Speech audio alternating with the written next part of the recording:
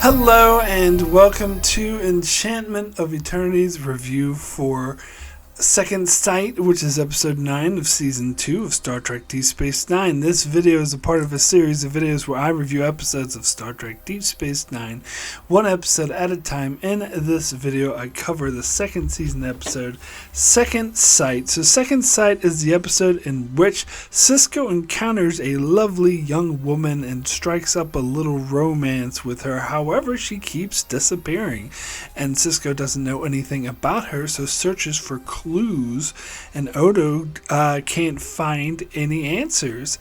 And then, in the meanwhile, Sisko goes on a mission on a Starfleet ship with a famous terraformer who's very arrogant and up himself, and everything seems to be going well until he introduces them to his wife, which is the woman in question that Sisko has a romance for. But when Sisko approaches her, she acts like she has no idea who he is and dismisses him.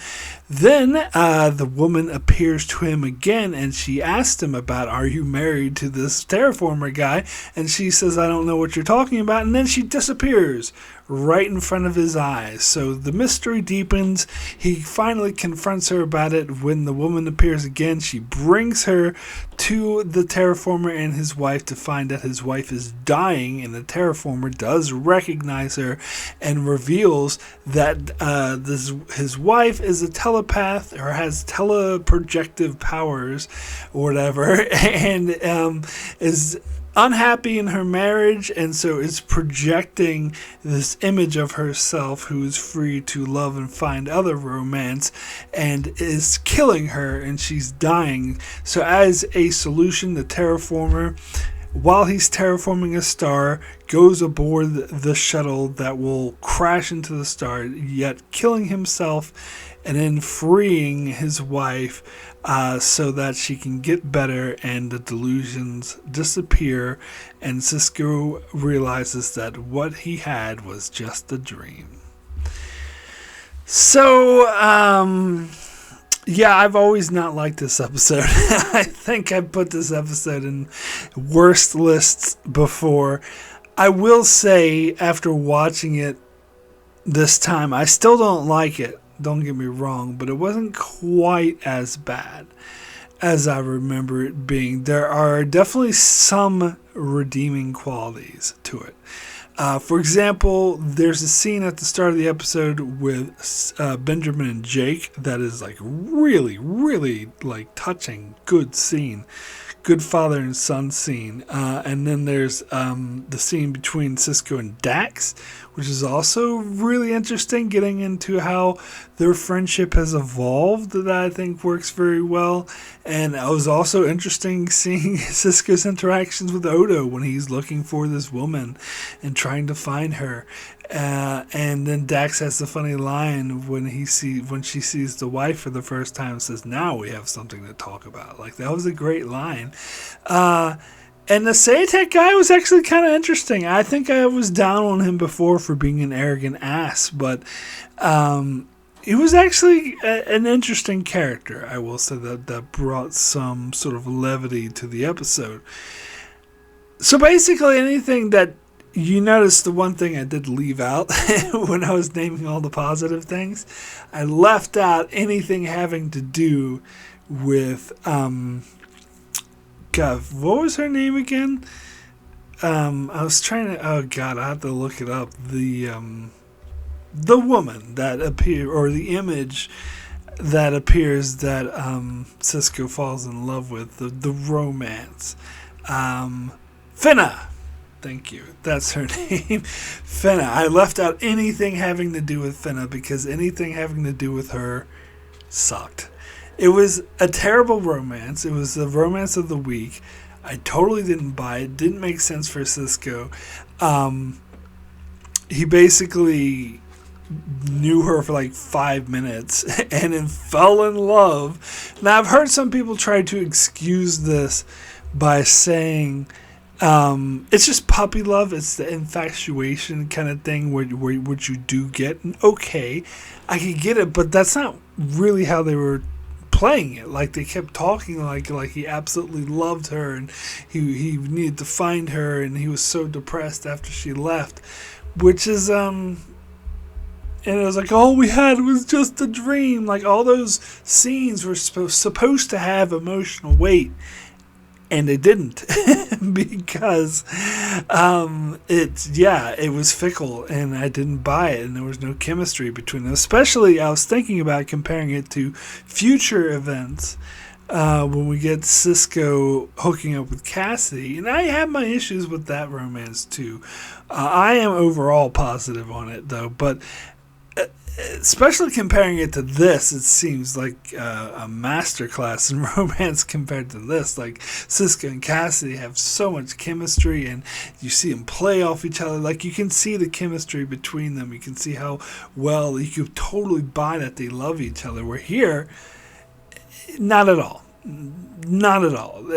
And I've heard some people say that it's who really analyzed the performance, put it up to the actors, like blaming Avery Brooks and the actress who played Finna for playing it in a different way. Like, I think they were saying that Avery Brooks was coming off as too, like, he was playing it like it was a deep romance instead of an infatuation, and so that's what gave the false impression it was a deep romance. But as much as I do like to rag on Avery Brooks, I'm going to give him a pass here, and I'm going to actually square my blame squarely at the writers of this episode, which there were a lot of, which is never a good sign. I mean, yes, there's Enterprise being the main exception, but usually when you see like 6 or 7 writing credits, it's kind of a hint that they didn't really know what to do with the story, and they had to rework it. Like, Melora is another example, recent example of DS9, where this happened. That wasn't that good of an episode either. I think this one's even worse. And yeah, so I'm not going to blame the actors at all for this. I'm going to blame the writing. I think if the writing was there, the acting would have been better. If the writing was clear, then the acting would have been clear. It's because it wasn't.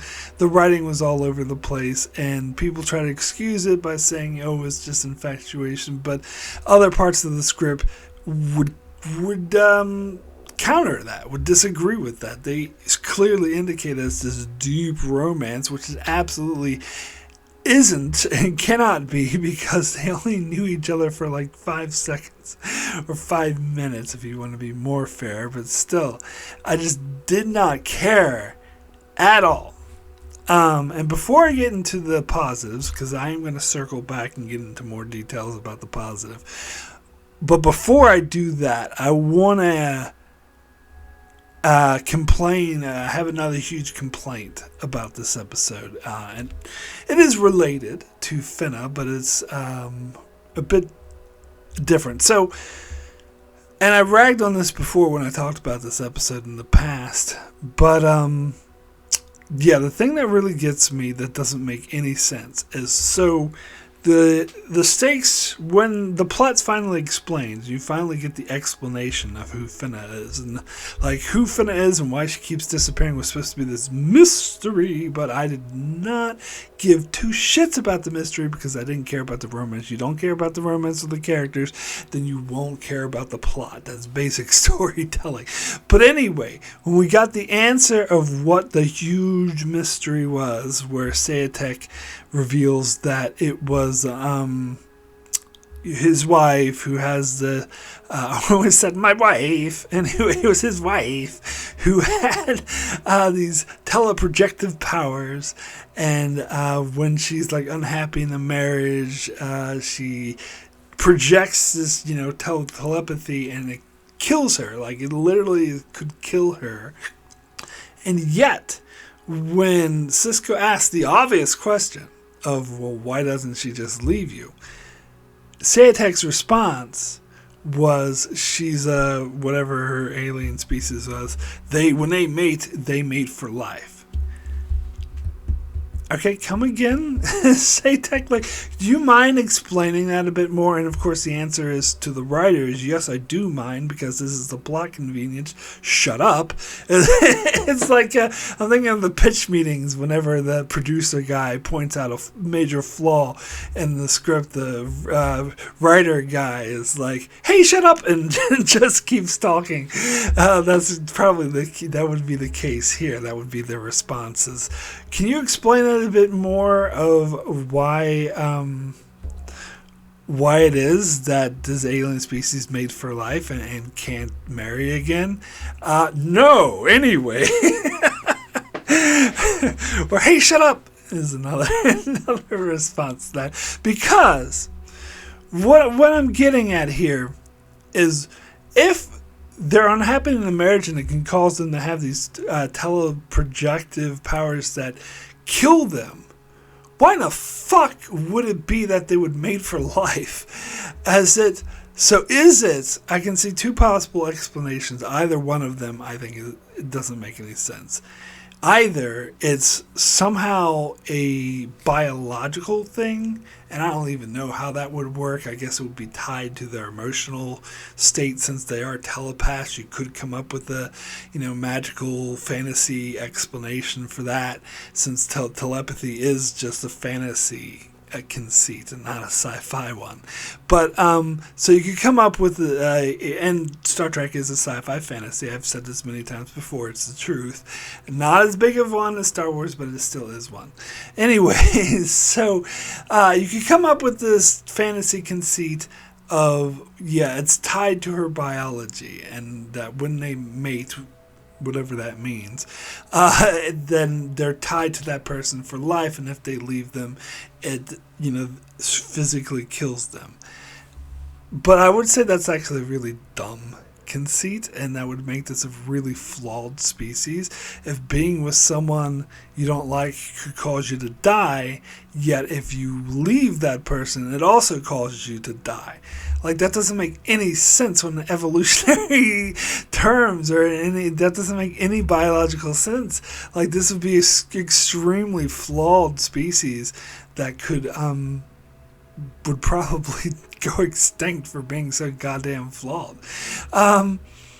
So the other explanation is that it's not biological, and that it is societal. It's a society rule. It's kind of like strict religious doctrine or whatever, where they would be ostracized and kicked out if they leave their mate. In which case, fuck her society. It's an oppressive, dictatorial society, and the answer to the problem is, rather than Seyetic having to kill himself, is quite simply fuck the society and leave her anyway, and then deal with the consequences of that later. And she should fucking leave that society anyway, because they're oppressive, misogynist, sounds like. Even if they do apply these rules to both men and women, it would still be misogynist.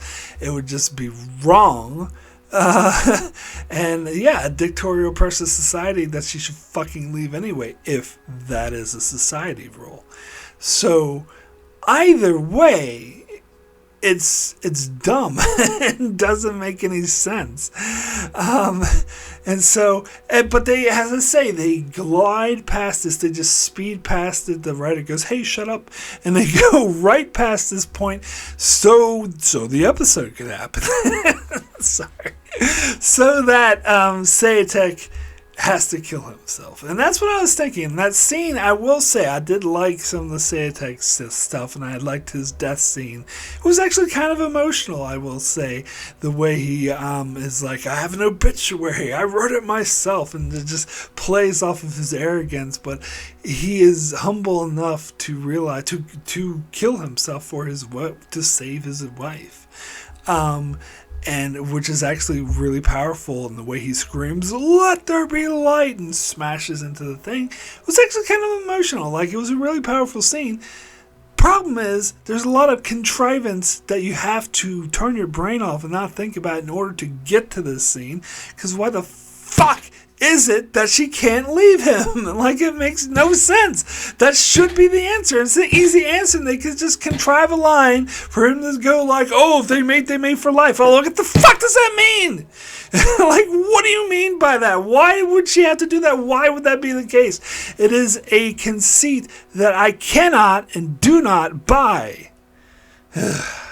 Anyway, so that's what aggravates me about this episode. Stupid contrivance. But anyway, so now let me get into some of the stuff I do like. I talked about the Jake and Benjamin scene. So the episode starts out with Benjamin saying that this is the anniversary of his wife's death, and he's kind of disturbed that he almost forgot about it.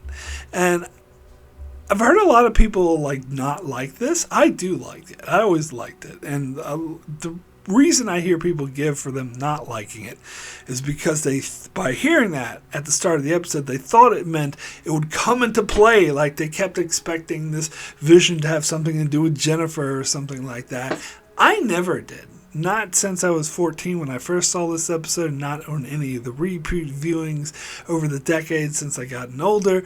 I never had that impression about this episode. I always took it for exactly what the writers meant it to be, because I think it made sense, that it's just meant to be a character building moment for Sisko. And I think it's actually a really good one, because it's something that's relatable. You think of people you lost in your life, either from death or even just other reasons that you're just no longer in contact with, and how you forget about them over time. And when you remember that, and the pain of that is less painful, you kind of feel a bit guilty about it. You kind of be like, well, I should be in more pain. And the particular, like a death of a wife, especially a very sudden and violent one, like what happened with Jennifer, that is something that Benjamin would be feeling guilty about, forgetting about her, or not feeling as painful about it as before. So I think that was a really nice character moment. And then you had sort of Jake coming out and after a really bad nightmare, and asking to be comforted. Like, Surik Lofton does a really good fucking job. And even Avery Brooks, again, who I say I like to rag on, he does a really good job in this scene.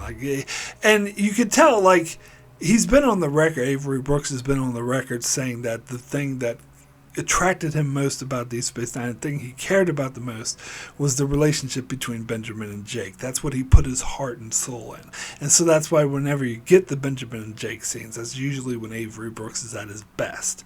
And that's definitely the case in this scene, where he's comforting from the nightmare. That was so nice. It was such a good father and son moment. It helps build how strong the relationship is, which gives later episodes like The Visitor so much more weight. So this is a very necessary scene just in the show as a whole.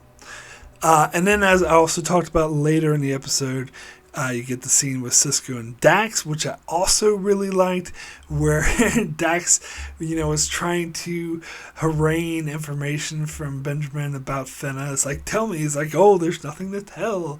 And it does go along with Sisko's character of not being sort of boastful or private, but which is perplexing to Jadzia, because she's Dax and she knows that Benjamin did not act that way around Curzon. She's like, oh, you're just holding back because I'm a woman. And yeah, that comes to the question, is she right? And I think that might be part of it. It might be easier to talk about your conquests or ever with Curzon. However, in this particular case, I get the feeling that even if it was Curzon standing in front of him and not Jadzia, he still would hold back. For one, I think he's changed as a person. He grew older. That's the other dynamic that Jadzia is not taking into account, is that when he knew Curzon, he was a lot younger, more sort of bashful and arrogant, and now he's older and more mature, and I think that's part of the reason why he would hold back. But I think another part of the reason is that he's very mystified by Finna. The fact that she keeps disappearing and he doesn't know why, and he doesn't quite get a grasp on the relationship. Like, you do see he's a little bit more open with her when Cassidy, when their relationship starts off. He's very reserved at first, but once they start their relationship and it becomes a thing, he's less reserved with that. So I think that also has a part to it, is that he's just still unsure of what's going on and doesn't really want. That's why he keeps telling her there's nothing to talk about. But again, as I said, I really love the scene when they see her, or at least not Finna, but the real woman, the wife, whatever her name. What was her name? It doesn't say here. But anyway, whatever, Adele, that was her name. When they see Adele show up and Jadzia whispers to him, now we have something to talk about. Like that, as I said, I love that line. That was like a great line. So I like the whole dynamic. And plus the way that Jadzia sort of, from then on out, like, goes in with Benjamin on the mystery and trying to solve it and everything. So I love the Jadzia Benjamin friendship in this episode. That is something that really worked for me overall. So yeah, and I also said I liked Seyetic. I mean, he was okay. Like, as I said, his death scene was really powerful. The scenes with him, talking at dinner about how arrogant he is, they were okay. Like, I didn't think they were amazing scenes, but I didn't think they were bad scenes. The actor did a good job, and he was a fully fleshed out character. And I like the part where Kira was trying to, as soon as he left the room, she's like, can I go? Can I just sneak out? And Benjamin's like, no, I've had all these dinners with all these Bajoran ministers. This is the least you can do for me. She's like, which I liked, because when he was in the room, she was like all smiling. Oh, that's why you're so arrogant. Ha ha ha. And as soon as she leaves, like, can I get out of here? I did like that. Like, that was kind of cool. It's funny because I was listening to the Delta Flyers podcast with Robert Duncan McNeil, Garrett Wong, and Terry Farrell. And Terry Farrell, and I think maybe the other two as well, was really giving Kira shit. It's like, why is she being so rude? But I can totally get it. Like, I could totally get someone who's like all arrogant up themselves talking about how great they are. Like, can I just sneak out?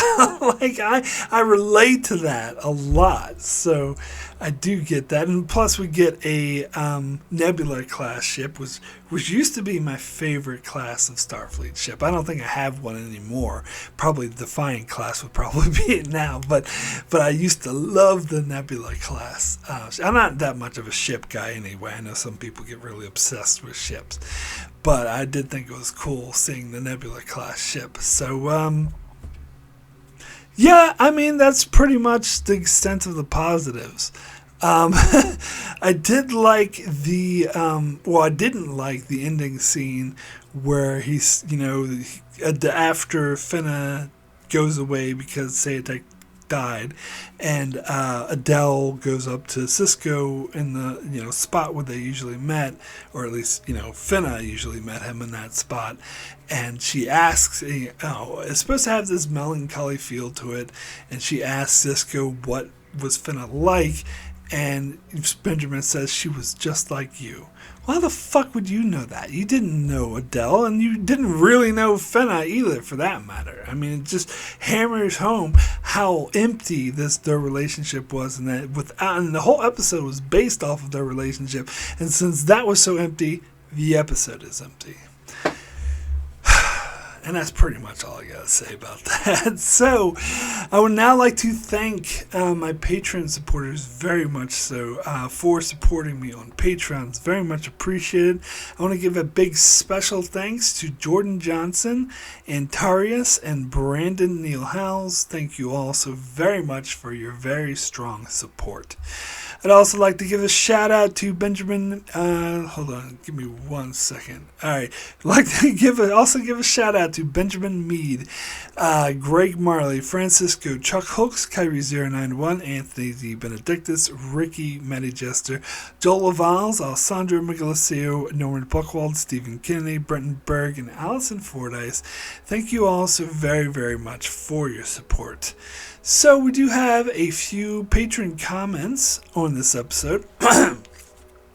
Let me get my singing voice ready. First comment is from Stephen Kennedy, who says, "Last Christmas I gave you my heart, but the very next day you gave it away. This year, to save me from tears, I'll give it to someone special, special." Now, my version. Last night I gave you my name, but the very next night you run away. This night you vanish without a trace. I'll find you when your twin sister becomes unconscious on the couch. This is what I think about this episode. The only part I liked is the opening scene with Benjamin and Jake. Benjamin and Jake. So my rating is 2 Wake Me Up Before You Go, i.e. at the end of your review out of 10. By the way, I know that you probably didn't intend for me to sing that second part, but I was already in the groove of things, so I sang it anyway. But yes, I agree with you there. Anyway, so next comment is from Norman Buchwald, who says, "Okay, second blight is where, just like that after Sisko lamenting on the anniversary of his dead wife, he falls for at least someone who is acted better than the one who played Jennifer in the skimpy red dress, and well, she keeps disappearing in the traditional TNG standard of a mystery. After that premise, the rest of the episode, well, sucks. Perhaps a darker resolution with the real woman's husband, scientist, killing himself. But other than that, this seems more like a leftover script that uses Sisko, who has lost his wife, as a focus, so at least it's not a guest actor of the week or Crusher, maybe related to the loss of Jack, as it would be on the Enterprise. And at this point, it was really quite a while since Sisko was generally the main character focus of an episode. Unfortunately, it is probably the worst Sisko-focused episode in the entire franchise. Mark has eloquently stated the problem of skimpy red dresses species, so I won't get into that here, but the reason it's a problem is it was a way to have a mystery, have Sisko sort of have a romance of the week, and then find a very convenient reason for her to be gone at the end, especially since it was an after of her that was Sisko. Especially since it was an alter of hers. I get it. Especially since it was an alter of hers that was with Sisko. I give it 1 imaginary red dress out of 10. Yeah, I think so, what Norman's referring to, because as I said, I mentioned it in other videos about the whole problem with the species of why did they mate for life? Like, what goddamn sense does that make? It's just plot contrivance. But yeah, that was a nice dig at Jennifer's actor. Yeah, she's definitely not the best, and this one probably is better. I will agree with you there. Let's see. There was something else she said I wanted to touch on. Oh yeah, leftover scripts. So I heard that the original idea for this episode was supposed to be Bashir episode. Like, he was supposed to have a romance. It was supposed to be even more of a mystery. But they changed the focus to Sisko, and I think it was Michael Pillar's decision to do so, specifically because there hadn't been enough Sisko-focused episodes, and they thought that he was drifting into the background, and they wanted to bring him more to the main focus and focus more episodes on him. And I agree with you, Norman, that this is one of the worst, one of Sisko's worst episodes.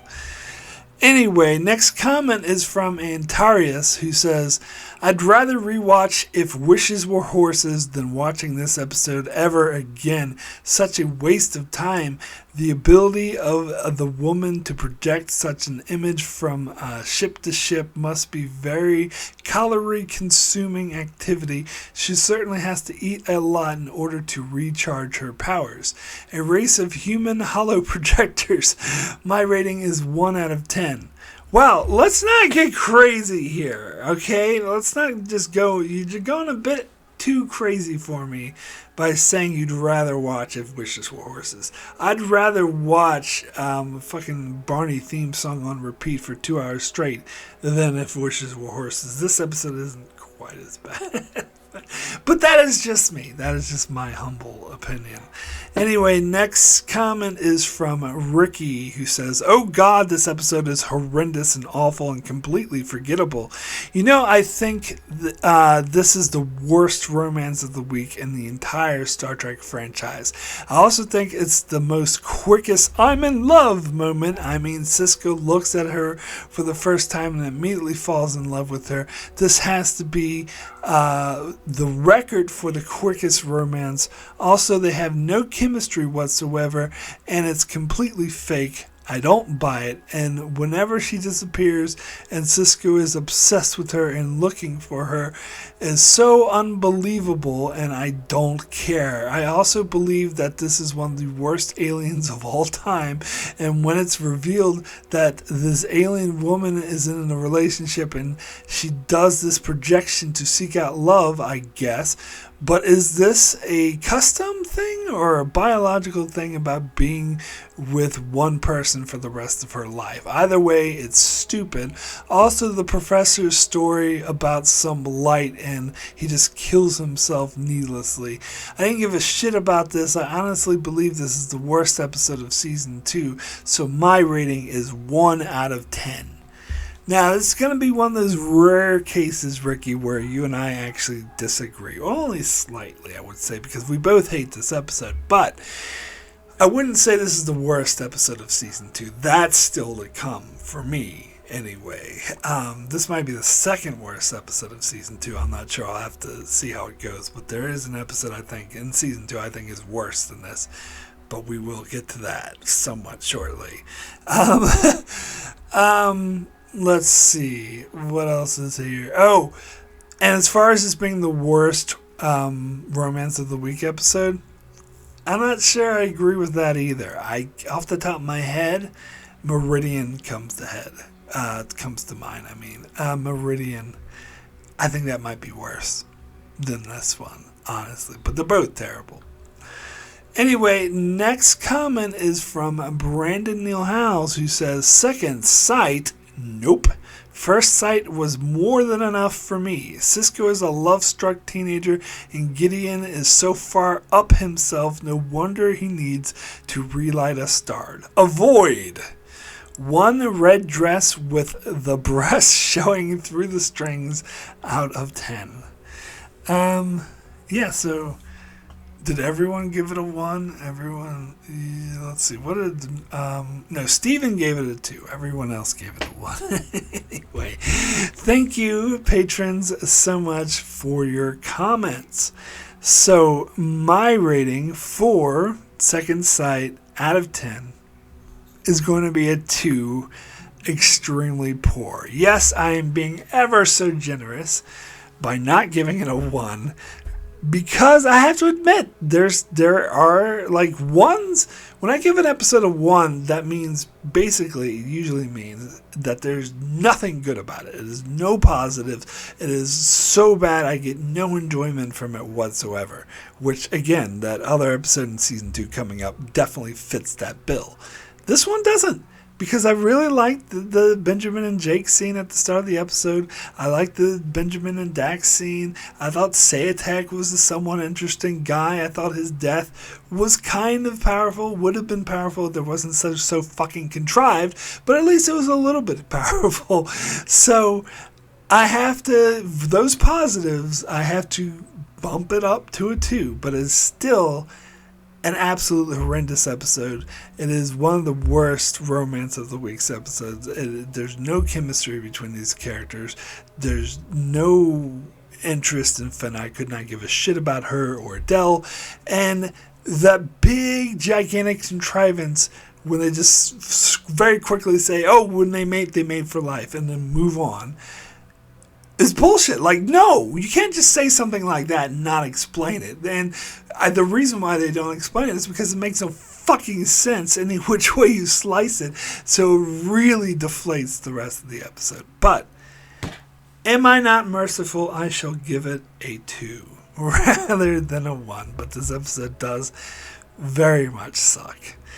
Anyway, that is it for my review of Second Sight. Thank you so much for watching this video. If you enjoyed this video, if you did like it, please do me a favor, leave a like, and you can also leave a comment below. Let me know if you would give this a 1 or a 2. Am I being too nice by giving it a 2? Or do you think this is a great episode and we're all wrong about it? Let us know in the comments. And yeah, if you really like what I do and you'd really like to support the channel, you can support me on Patreon. There's a link in the description below. Different tiers for different budgets, different rewards, such as I do a Patreon-only series where I revisit reviews that I've already reviewed exclusively for Patreon supporters, and I also have other perks such as you can leave comments that I'll read in my videos like I just did, and also pre-releases. You can request videos for me to do, that sort of thing. You can check it out if you so desire. So let's see what's coming up next on my channel. Let's see if I bring up the old list here. Where am I? Second Sight. So Thursday will be my review of Lower Decks Season 5, Episode 6. Saturday we'll be reviewing Parallels. Power Lines, Power Lies, sorry, it's a Lost reference. Monday I'll be reviewing Sanctuary. Wednesday I'll be reviewing Rivals, hint hint, the episode I was referring to. I didn't realize it was coming up so soon, but yeah. And Thursday, next Thursday, Lower Decks Season 5, Episode 7. So that's what's coming up on my channel, so be sure to check it out as I continue to cover Star Trek Deep Space Nine and Star Trek Next Generation and Star Trek Lower Decks for that matter, one episode at a time. So be sure to subscribe so you can keep up with all of that, and thanks a lot for watching.